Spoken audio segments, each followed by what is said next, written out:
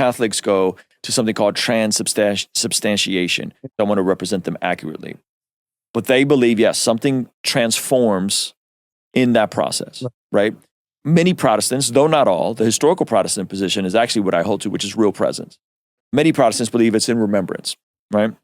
The Eastern Orthodox will take this like, hey, it's a mystery, but we believe it's not just bread and wine, that there's something happening there, right? And so I tend to land on, I don't think it's just in remembrance.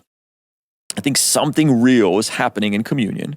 I think if it wasn't something real happening in communion, again, what does real mean, right? So now definitions, right? But like in 1 Corinthians, Paul is telling them like, hey, some of you are even getting sick. Some of you are dropping dead because you're flippant with communion, right? So I've been in situations, man, where I've brought non-Christian friends to church or been at a church with non-Christian friends and the communion is being passed around. I've had to tell people like, no, dude, like don't, because you're reaping judgment on yourself if you're going to take this. Like this is not for you, you know?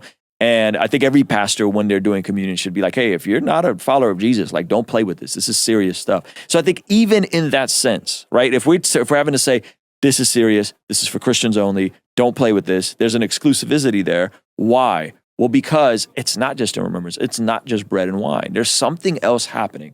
Now, what is happening? I don't know. The communion talk is so deep right now, and I love it. Modern Protestants need to understand that this is a big discussion. We have never in our historical Protestant history ever believed that it was just the remembrance. If you read 1 Corinthians, it says that you could drink condemnation into yourself. And so if you're a non-believer, it's saying right there that there are consequences for taking communion and not being a repentant believer. There's consequences for that. And so it's so interesting to think about in 1 Corinthians, we're totally okay with potentially non-believers not taking it because something might happen there.